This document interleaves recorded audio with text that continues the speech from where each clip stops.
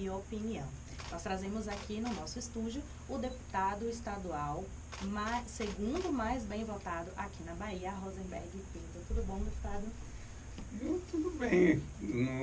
Sempre bom de estar aqui com vocês, agradecer a oportunidade de conversar um pouquinho sobre a Assembleia, sobre essa eleição, e espero que a gente possa bater esse papo aqui de uma forma mais descontraída e com conteúdo que a gente possa, obviamente, interferir e tentar, obviamente, passar uma boa informação para os telespectadores.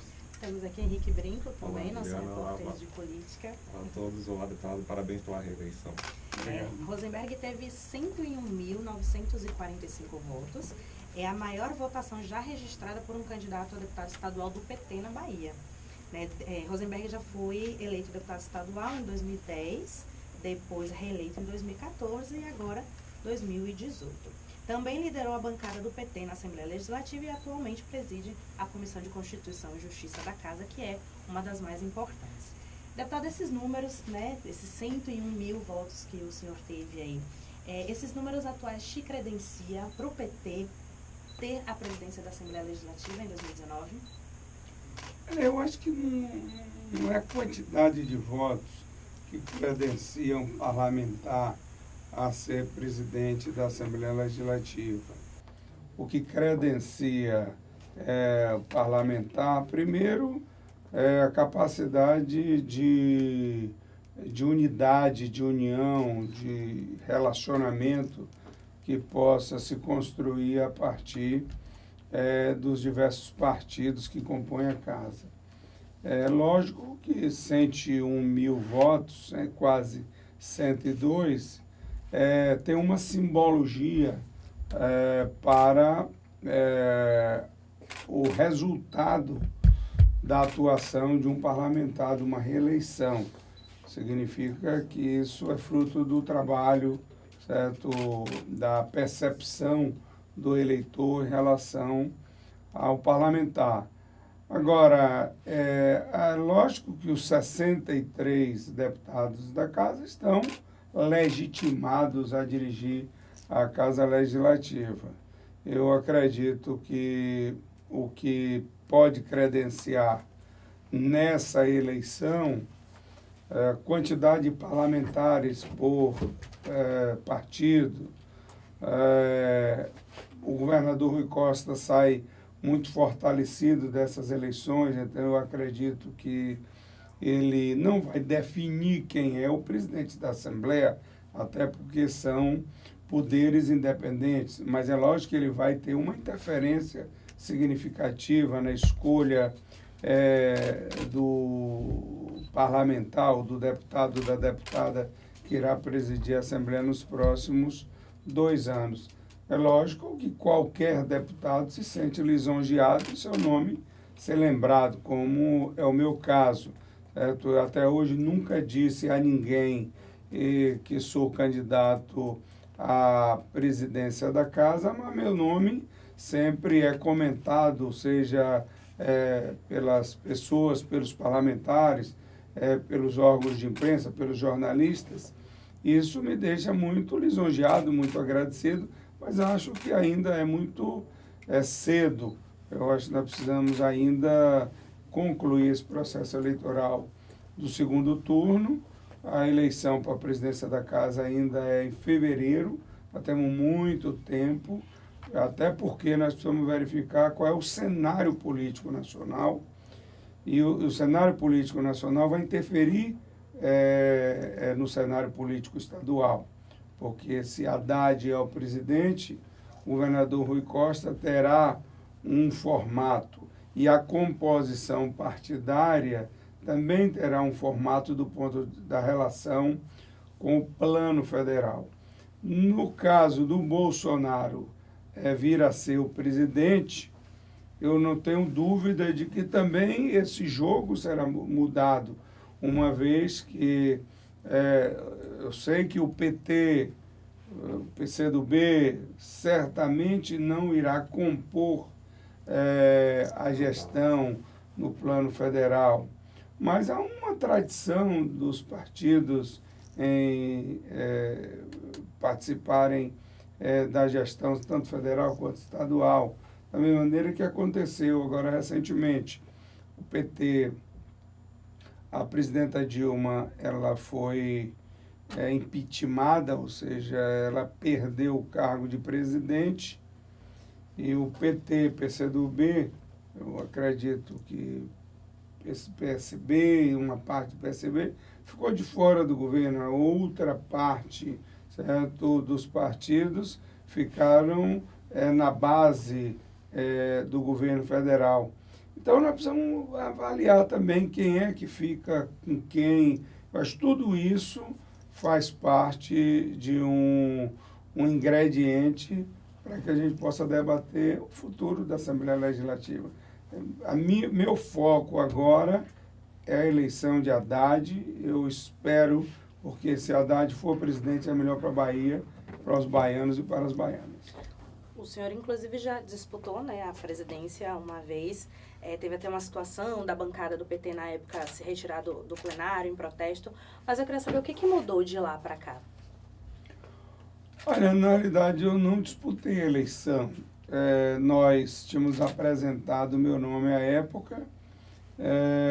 Houve toda uma construção interna, e é lógico que o Executivo acabou não definindo, mas também interferiu e levou a bancada do PT a tomar uma posição naquele momento, a se retirar do plenário, não em desrespeito aos parlamentares, mas é porque nós entendíamos que a nossa base de debate era as reeleições indefinidas que aconteciam na Assembleia. E nós tínhamos como um ponto de partida o fim da reeleição. Isso veio a acontecer recentemente. Inclusive, eu sou autor da emenda que deu origem ao fim da reeleição na Casa Legislativa da Bahia. Então, foi com esse espírito. Lógico que de lá para cá muita coisa mudou. Eu amadureci, os deputados são outros, não é a mesma composição. Sem dúvida alguma, o Partido dos Trabalhadores hoje ele está mais consolidado como uma bancada que, por 3 legislaturas, é a maior bancada na Casa Legislativa. O governador sai muito fortalecido dessas eleições. Agora, também com uma responsabilidade ainda maior, que é de coordenar, certo, uma base eleitoral significativa. Eu acho que há uma mudança de lá para cá. Eu acho que o fim da reeleição é o grande indicador de uma nova tarefa para a Assembleia Legislativa, porque nós estamos falando quem vai presidir a casa, vai presidir por 2 anos. Não é mais uma presidência que quem está lá acaba tendo a condição, teria a condição de trabalhar a sua reeleição, coisa que já não é mais permitida na Casa Legislativa. Acho que essas mudanças acabam apresentando um novo cenário para a disputa da Assembleia no próximo ano. Qual vai ser o principal desafio do governador nesse próximo mandato? Assim, eu sei que tem muitos problemas, né, a serem resolvidos, mas qual vai ser o principal desafio, né, e em que a Assembleia Legislativa vai ajudá-lo? Olha, eu acho que o grande desafio do governador Costa será o equilíbrio das contas. Nós estamos vivendo um problema na economia mundial, isso teve um reflexo na economia brasileira. Ele passou durante esses últimos 4 anos trabalhando muito para que encontrasse um equilíbrio e garantir o pagamento, certo, dos custos fixos do Estado baiano. Além do mais, garantir alguns investimentos, parte dele, inclusive, fruto de alguns empréstimos que a Assembleia Legislativa aprovou. Então, o grande desafio dele num próximo governo, fazer com que ele continue investindo no estado da Bahia da forma que ele fez nos últimos 4 anos. O que ocorre? Se o Haddad é o presidente, ele terá um governo federal parceiro, no sentido de ajudar a passar esse período, essa dificuldade que passa a economia brasileira. Se, obviamente, o presidente for um adversário da Bahia, como já declarou o Jair Bolsonaro, é lógico que a Bahia vai ter uma dificuldade muito grande, o governador vai ter uma dificuldade muito grande.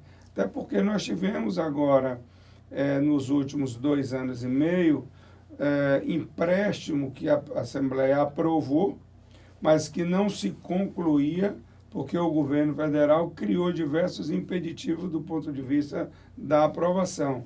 Eu espero que nós não tenhamos que passar por isso que eu estou nessa tarefa diária, certo, de tentar modificar algumas pessoas que estavam se posicionando na candidatura do Bolsonaro, para fazer com que elas se reposicionem, e nós estamos trabalhando para que as pessoas que não votaram vá às urnas, para que a gente possa, com isso, alterar o resultado eleitoral na Bahia e buscar, obviamente, aqueles eleitores que votaram em outras candidaturas, exemplo do Ciro, do Alckmin, da Marina, certo? Para que a gente possa englobar esse time e ajudar ao Bolsonaro fazer essa modificação, ele perdendo os votos e Haddad ganhando esses votos e, sem dúvida alguma, tentar ter um presidente alinhado com o governador Rui Costa. Agora, apesar desses desafios, o governador Rui Costa vai ter uma bancada muito maior, né?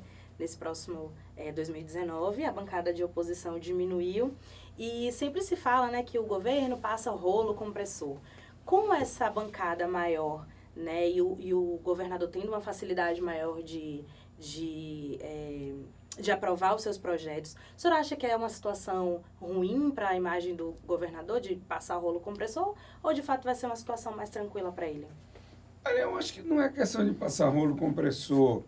A Casa Legislativa, o Legislativo Estadual perdeu um poder muito grande, certo? Na Constituição, a última Constituição que foi aprovada no Brasil. Essa Constituição, ela acabou tirando muito o papel dos legislativos estaduais e jogando muito para o Congresso Nacional, para as câmaras municipais. Então, a gente pega aqui, transporte coletivo é de regramento municipal. Aí, se você pega aqui, defesa do consumidor, determinado, você está no municipal, você está no federal. Ou seja, as câmaras legislativas estaduais perderam seu papel. E, com isso, nós votamos os projetos oriundos do Executivo. E é lógico que esses projetos oriundos do Executivo têm um interesse do governo. Então, será um voto de maioria, independentemente se o governo é do PT, do PMDB, do DEM. Então, essa é a regra da casa. Foi assim na época do Paulo Souto, foi assim na época do Antônio Carlos Magalhães, foi assim com Jacques Wagner, é assim com o Rui. E será com qualquer outro. Ou seja, o que tem é que a gente pode, na Assembleia, ter uma posição de debate. Isso é que é fundamental. Então, eu acho que nós estamos num momento que a democracia na Casa Legislativa ela acontece de uma forma mais efetiva. No passado, contam aí os parlamentares mais antigos, e era impossível mudar, certo, uma frase em um projeto de origem do Executivo. Agora não, a gente tem feito lá muitas concessões, vai, volta, ajuste nos projetos. Então, há um debate muito mais aberto, muito mais franco, certo? E não poderia ser diferente com a gestão do PT aqui na Bahia. Mas essa história de rolo compressor não é bem assim. Eu acho que é um exercício de maioria que o Executivo acaba construindo, e não é uma coisa do Brasil, não é uma coisa da Bahia, no mundo inteiro é assim. Então, nós temos que nos acostumarmos com isso. A oposição cumpre o seu papel, certo, de minoria, certo, e tem uma maioria que exerce esse papel. Agora, é lógico, tem vários projetos do Executivo que já chegaram lá e foram debatidos, inclusive pela maioria, por partidos e por parlamentares aliados ao governador. Houve um certo questionamento por determinadas partes do projeto e nós votamos retirando parte dela e mantendo, inclusive, a independência da casa. Então, eu acredito que não é nenhum problema para mim e nem vejo para nenhum deputado assumir o papel de maioria ou de minoria na Casa Legislativa. Na última legislatura, né, nessa agora, a Casa ficou durante um bom tempo sem conseguir votar projetos, né, por conta daquela questão das emendas impositivas. Alguns deputados não se sentiram tão animados para contemplados. Como é que ficou essa questão? Já foi resolvida? Né? E se isso pode atrapalhar também na nova legislatura? Olha, as emendas impositivas é algo que não é, na minha opinião, algo bom para o parlamento. Eu entendo que não é papel do legislativo, certo, distribuir emendas parlamentares, ou seja, verbas, certo, oriundas do Executivo. Isso é um arremedo que se construiu tanto no plano federal quanto no plano estadual, do ponto de vista do deputado ter direito a indicar X de valores para emendas na cidade A, cidade B, cidade C. Mas se criou isso, e nós temos que conviver com esse formato. Na minha opinião, isso é algo anormal do ponto de vista do papel do legislador. Mas nós estamos numa sociedade ainda moderna, a sociedade brasileira, e que acaba ainda, pela formação da sociedade política, acabou que o deputado pode tudo. Quando você chega no interior, então, ou mesmo na capital, o indivíduo acha que o deputado ele tem o poder de determinar que aquela obra vai acontecer ali ou não. Isso não é papel do legislador, isso é papel do executivo. O executivo que define as prioridades do ponto de vista administrativo. O legislador ele vota as leis e o executivo tem a obrigação de implementar. Mas, como tem esse histórico e é uma cultura da política brasileira, é muito difícil você modificar isso. Então, nós temos que conviver. Quando não sai, os parlamentares, então, olha, governador, no caso do vereador prefeito, certo? Ou no caso do deputado federal presidente, olha, precisa resolver o problema das emendas, porque senão eu não estou muito à vontade para votar os projetos do seu interesse. Então, nós vamos conviver com isso, porque é uma anormalidade, na minha opinião, certo? Essa coisa de deputado ter emenda. Só puxando essa questão das emendas impositivas, a bancada de oposição também, né, sempre reclamou de que não era contemplada com as emendas impositivas. Como é que você analisa agora com esse cenário da bancada de oposição, que sai fragilizada, né? O líder da bancada aí da oposição, o prefeito ACM Neto, saiu fragilizado dessa eleição. O senhor acha que o governador também vai ter um pouco mais de facilidade para caminhar dentro da oposição? O líder do governo pode também trabalhar melhor a oposição, já que ela praticamente perdeu um líder, né, que era o prefeito ACM Neto, e a emenda impositiva pode contribuir também? O pessoal avalia isso. Olha, eu acho, nos 8 anos em que estive na Assembleia Legislativa, eu sempre dialoguei muito bem com a bancada de oposição. Tanto eu quanto o líder da bancada de governo, Zé Neto. Nós tivemos ali alguns líderes, exemplo de Sandro Resler, o Lomanto e, por último, agora Luciano Ribeiro, 3 parlamentares de diálogo que nós conseguimos, às vezes por acordo, votar projetos que, numa casa muito tensionada, não votaria. Então, eu não acredito que vai haver problema. Eu acho que essa mudança com relação à quantidade de parlamentares, então, uma mudança aí de 3, 4 parlamentares, e acredito que vai migrar para a base do governo, 2 já se colocaram publicamente, facilita o governador, porque ele tem uma base mais consolidada, mais ampla. Por outro lado, isso não vai fazer tanta diferença do ponto de vista das negociações com a base de oposição. Obviamente, a não ser que venha um líder de oposição e um líder de governo que não tenham capacidade de interagir. Mas se os dois tiverem capacidade de interagir, eu acredito que não vai ter muita alteração. Agora, é lógico que com a fragilidade que saiu o prefeito ACM Neto dessas eleições, eu não acredito que ele terá capacidade, certo, de unificar a bancada.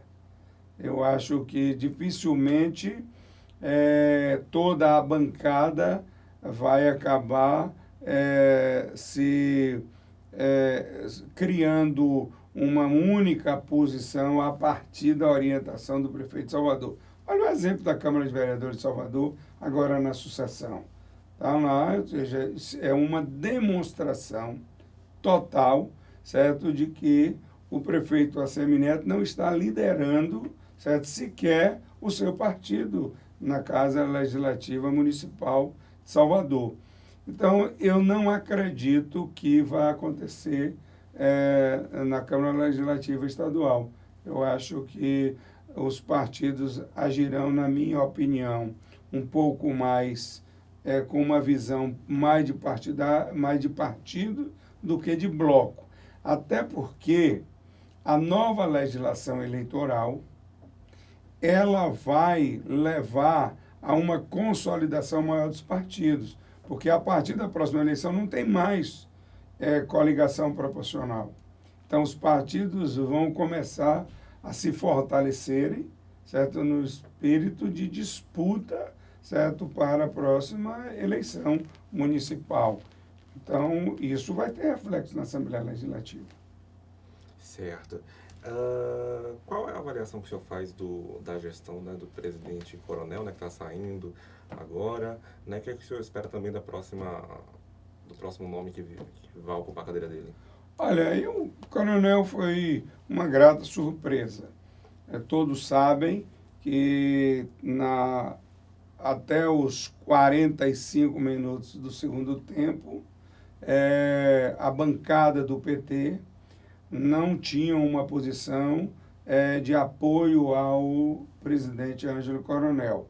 Eu fiquei, inclusive, numa situação, certo, de muita delicadeza para tratar o assunto, porque eu sou amigo pessoal de Coronel, ele frequenta a minha casa, eu frequento a casa dele, e eu, como líder da bancada do PT, tinha o papel de dirigir uma bancada contrária à sua pretensão naquele momento. E eu fiquei muito dividido, mas, obviamente, segui a orientação partidária, porque eu sou uma pessoa de partido.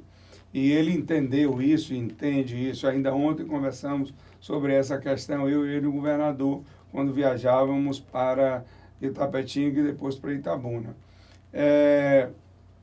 Mas ele, para mim, foi uma grata surpresa. Ele fez uma gestão mais compartilhada. Eu acho que ainda pode compartilhar ainda mais. Eu entendo porque é uma transição que ele veio, porque vinha de uma gestão mais centralizada. Acho que abriu um pouco mais, até por conta do fim da reeleição. Então, isso leva a quem está na cadeira buscar mais pactuações. Eu acredito que ele fez isso, fez uma gestão mais voltada para dentro. Teve algumas situações, por exemplo, desse incêndio que ele teve que enfrentar aí agora recentemente. Isso trouxe um custo operacional para a casa que não estava no planejamento. Isso certamente ele vai ter problemas agora no final do ano, porque isso vai impactar, porque não está no planejamento isso. Mas eu acho que é uma avaliação positiva que eu faço de coronel, e eu espero que o próximo presidente ou presidenta amplie ainda mais a participação dos deputados. Eu acho que no que pese a casa ser presidencialista, nós precisamos que o primeiro secretário cumpra o seu papel na mesa diretora, o segundo secretário, o tesoureiro, que ele tenha, do ponto de vista das ações que são definidas pelo regimento interno, o seu papel efetivo, porque senão é um faz de conta. Então, eu acho que quem vai chegar tem que ampliar o que o coronel está fazendo e dar, inclusive, uma maior tarefa do ponto de vista regimental aos componentes da mesa diretora da casa. Deputado, existe ou não um acordo entre o PT e o PSD dessa alternância na presidência da Assembleia? Olha, eu desconheço desse acordo, nunca conversei com ninguém sobre isso. É lógico que o presidente do partido é Everaldo, o presidente do PSD é o senador Otto Alencar, mas se tivesse algum acordo desse tipo, eu fui líder da bancada do PT durante muito tempo, então eu saberia. Então, eu desconheço, não conheço nenhum tipo de acordo, até porque, se houvesse isso, o PT está com um crédito muito grande, porque nós nunca presidimos a Casa Legislativa. As pesquisas, né, do segundo turno indicam que Bolsonaro será o presidente da República. Tradicionalmente, na história do Brasil, todos os governadores sempre, apesar de serem oposição, se relacionam bem com o presidente, porque eles precisam do presidente. Como é que vai ser isso? O Rui Costa vai sentar para negociar com o Bolsonaro? Não vai negociar? Como é que vai ser essa situação? Não, Rui Costa vai negociar com Haddad. Haddad vai ser o presidente, eu não tenho dúvida disso. Hein? Olha bem, lembra do que aconteceu no primeiro turno no Rio de Janeiro. O Eduardo Paes já estava discutindo quem era a composição do seu governo. Ele está secundarizado na disputa do segundo turno. E até a véspera da eleição ele estava em primeiríssimo lugar. Então, é muito relativo isso. É lógico que eu não posso desconhecer as pesquisas, mas eu acredito numa reversão do quadro que foi apontado no primeiro turno, porque a candidatura do Bolsonaro ela foi baseada em informações inverídicas, várias das informações inverídicas, e começa a desconstruir nessas 2 últimas semanas. Então, essa coisa mesmo que ele tentou ganhar o voto, e certamente ganhou de muitos evangélicos no primeiro turno, com relação a kit gay, que o próprio TSE agora acabou de dar uma decisão para retirar isso, uma vez que isso não existe, essa é uma falácia, é uma mentira de quem coloca essas coisas. Em momento algum, seja no governo de Fernando Henrique Cardoso, do Lula ou da Dilma, teve qualquer tipo de posicionamento nesse sentido. até porque isso é contraproducente. Venho da área da comunicação e da área da educação. Então, e os educadores têm a obrigação de informar isso para a sociedade, sob pena deles não estarem falando a verdade, ou seja, isso nunca existiu. Eu desafio um professor que tenha um livro ou que tenha uma orientação do Ministério da Educação, seja de qualquer governo brasileiro, mesmo do de Fernando Henrique Cardoso, que oriente nesse sentido. Então, é uma mentira, certo?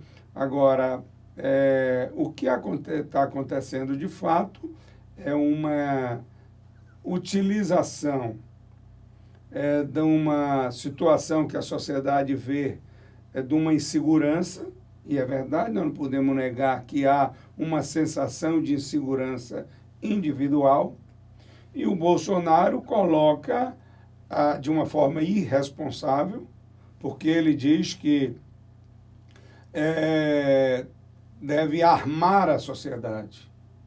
Quando um presidente diz isso, ele não tem nenhuma capacidade de ser presidente, porque quem tem que cuidar da segurança coletiva é o Estado. Na hora que eu transfiro a segurança para o indivíduo, ou seja, você tem o direito de ter uma arma e vai se defender, eu estou transferindo a segurança para o indivíduo, ou seja, eu estou tirando a responsabilidade do Estado. Se é esse o presidente que a sociedade está querendo, eu lamento, mas eu tenho convicção, por isso que eu acho que o governador vai negociar com o Haddad. Agora, é lógico que o governador já deu uma demonstração de que ele gosta da Bahia e dos baianos, certo? Ele foi discutir com diversos ministros do Michel Temer.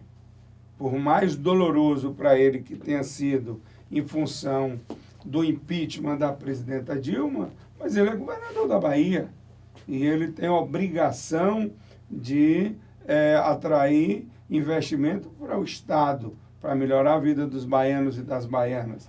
Então, o governador, ele tem que ir em qualquer local. E, como eu disse aqui, eu tenho convicção que será com Haddad. Mas, se nós tivermos uma surpresa negativa, o governador está preparado para discutir com qualquer pessoa na busca dos interesses do Estado da Bahia. A campanha de Haddad agora no segundo turno é praticamente outra pessoa, ele outra se campanha. bolsonarizou, né? E essas mudanças têm a ver também com a entrada, né, do senador eleito Jacques Wagner. Eu queria saber do senhor, o que o senhor acha que é preciso mudar agora nessa reta final para, de fato, Haddad vencer Bolsonaro? Olha, primeiro, não é uma tarefa simples, porque quando você tem os grandes meios de comunicação do lado de um candidato, certo? Você perde a possibilidade, certo, de você ter um debate igual. Então, quando você tem as principais redes de televisão defendendo uma determinada posição contra o Haddad, é muito difícil. Se a gente verificar, se você contabilizar o espaço que tem o Bolsonaro numa dessas redes de televisão, é pelo menos 50 vezes maior do que o Haddad aparece se você contabilizar durante o dia. Quanto tempo se fala no Bolsonaro e quanto tempo se fala no Haddad. Se você pegar as redes de televisão, verificar a diferença significativa. Isso muda consideravelmente o equilíbrio do debate. Não acho que a campanha de Haddad bolsonarizou. O que eu acho é que nós precisamos mostrar para a sociedade que Bolsonaro não é proprietário, certo, do verde e amarelo. O verde e amarelo é do povo brasileiro. Do povo brasileiro. É um oportunismo quando eu vi aqui, tem gente que está preso hoje com a bandeira do Brasil no farol da Barra, certo, contra o PT. Ou seja, de uma forma oportunística. Porque, imagine, era uma campanha contra a corrupção. Então, tinha um cara vestido de bandeira, etc. e tal, lá no Porto da Barra, e depois se verificou que no fundo, ele estava se escondendo atrás da bandeira, como o Bolsonaro está. Porque Bolsonaro está se escondendo atrás da... Por exemplo, eu vou colocar uma opinião que eu tenho aqui. Pode ser, mas deputado, você acha isso? Eu não acredito que o Bolsonaro tenha sofrido aquele acidente. Eu não acredito. Aquilo, para mim, foi uma estratégia de marketing. Eu não acredito. Não estou convencido disso. Então, por quê? Porque se ele falar 5 minutos com vocês aqui, vocês vão... Não sou eu que vou dizer, vocês vão sair daqui dizendo ele não tem condição de ser presidente. Porque ele não fala coisa com coisa. Ou seja, qual é o plano que ele tem para a educação?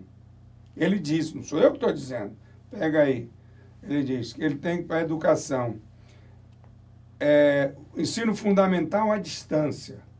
Imagina se eu vou botar uma criança, certo, de 7 anos de idade no ensino à distância.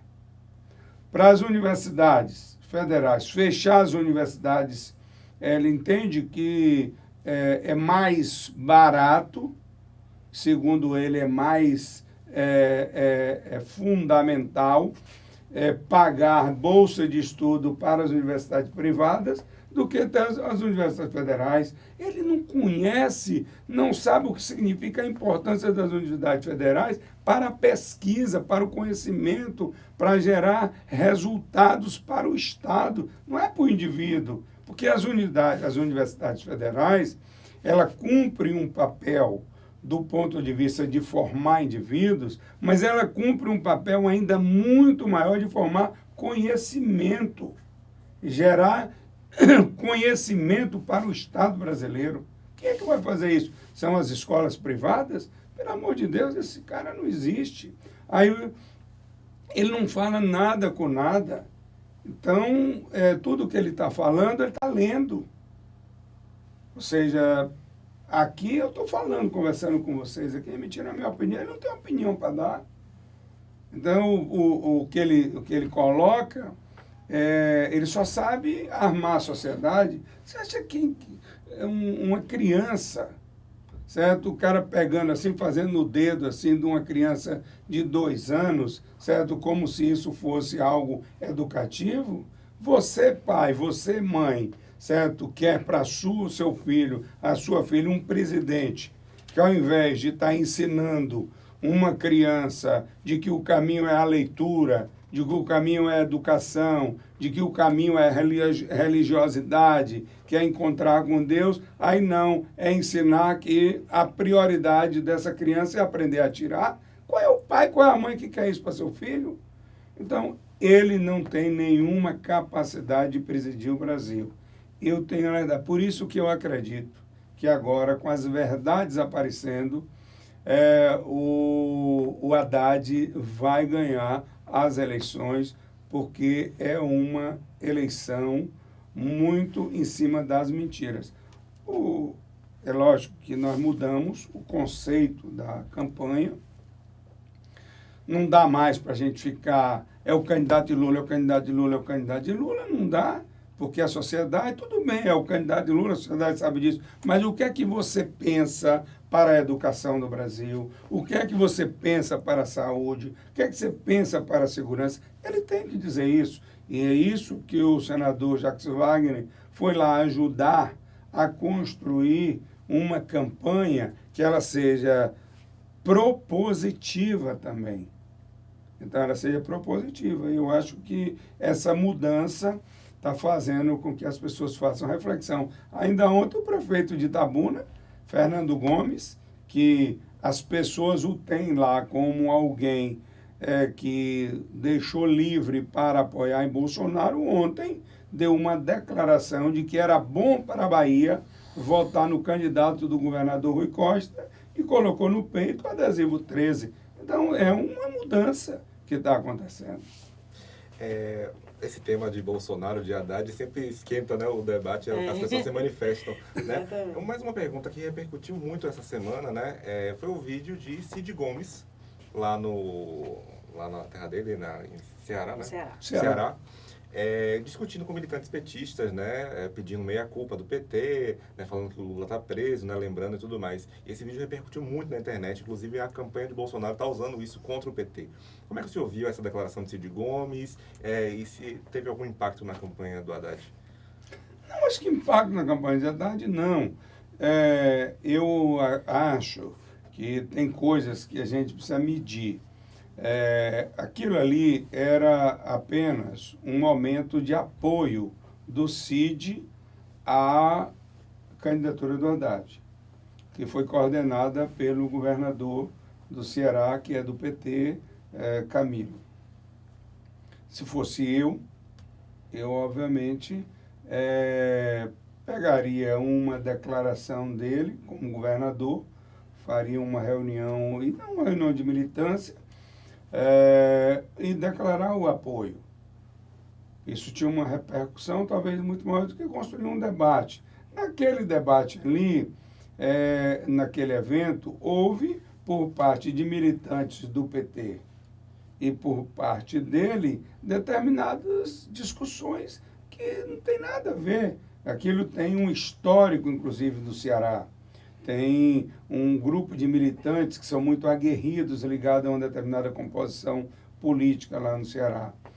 E acabou gerando aquilo. Eu acho que foi desnecessária a colocação do Cid. Ele, inclusive, está gravando um outro vídeo se desculpando, etc. e tal. Ele ter sido, a ter se exacerbado um pouco na sua colocação.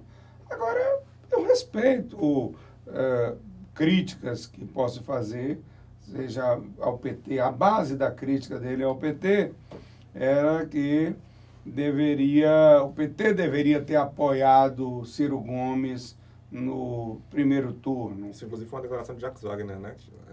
O que você achou disso? Não acho que Wagner falou que deveria apoiar e tal. Se você me perguntar, eu tenho isso gravado, até porque era minha opinião lá atrás, que nessa discussão entre o PT e anti-PT, nós precisávamos sair disso. E o PT apoiar uma candidatura fora do PT, nesse momento, eu achava que isso não era algo ruim, era algo bom, facilitador. Acho também que o Ciro não ajudou na construção disso, porque antes de definir que Lula não era mais candidato, ele já estava, obviamente, também passando uma posição de muita dureza em relação ao PT. Então, e o PT não tinha como retirar a candidatura de Lula naquele momento em que ele queria. Até porque nós estamos falando da principal liderança do Brasil, não estou falando nem do PT, que é a principal liderança do país, está presa. Então, você não podia chegar e descartá-lo, certo? De uma forma extremamente extemporânea, como o Ciro gostaria que fizesse naquele momento. Então, eu acho que tem erros de um lado, erros do outro, mas eu acho que isso não impactou negativamente na campanha do Haddad, muito pelo contrário. É sempre bom que o Cid venha a apoiar, como o Ciro Gomes fez esse apoio. Só esperava que ele não viajasse, assumisse, porque era fundamental, na minha opinião, certo, ter o Ciro de um lado, junto o Haddad no meio, a Manuela, mais o Cid, diversos governadores, o Fernando Henrique, que diz que não votará em Bolsonaro, votará no Haddad. Era importante que eles também construíssem dessem a sua imagem pública nessa caminhada, porque nós estamos falando do futuro do Brasil. Nós não estamos falando mais de uma disputa entre PT e não ser PT. Nós estamos falando da democracia contra o autoritarismo. Nós estamos falando aqui da educação contra a violência. Nós estamos falando aqui de uma posição que é da liberdade, certo? Da liberdade de um lado e do fechamento, do autoritarismo, do fascismo do outro lado. Então, não é algo mais do PT. Por isso que eu quero, inclusive, conclamar a todos os militantes, todos os formadores de opinião, certo? A lutar pela democracia. Se é Haddad o representante nesse momento e é do PT, certo? Tudo bem, se fosse o Alckmin contra o Bolsonaro, eu estaria apoiando o Alckmin e pedindo voto para o Alckmin, porque eu não posso permitir que o nosso Brasil seja governado por um maluco, por uma pessoa que não tem capacidade de fazer uma gestão para um país importante como é o Brasil. Ok, deputado. Nós tivemos uma participação legal aqui dos internautas, aí o pessoal de Tapetinga, de Tororó também, ligado aqui na nossa live. Queria agradecer ao senhor, boa sorte aí no próximo mandato, boa sorte se for candidato à presidência da Assembleia também, e conte aqui conosco sempre. Eu quero agradecer a você, quero agradecer a Henrique, quero agradecer a todos que participaram aqui, os cinegrafistas e tal, David que me acompanha aqui, e mandar um abraço para a turma aí de Tororó, de Tapetinga, de Itabuna, que eu sei que tem gente acompanhando, nas diversas partes do estado. É uma demonstração de que o programa tem uma audiência significativa. Eu agradeço a oportunidade de poder falar e emitir as minhas opiniões aqui para os telespectadores. Uma boa tarde. Obrigada, Henrique. Valeu, deputado. Parabéns novamente pela reeleição. E você acompanha as notícias no bocalnews.com.br, pelas redes sociais, no Facebook, Instagram e Twitter. Nós voltamos já. Até lá. Valeu.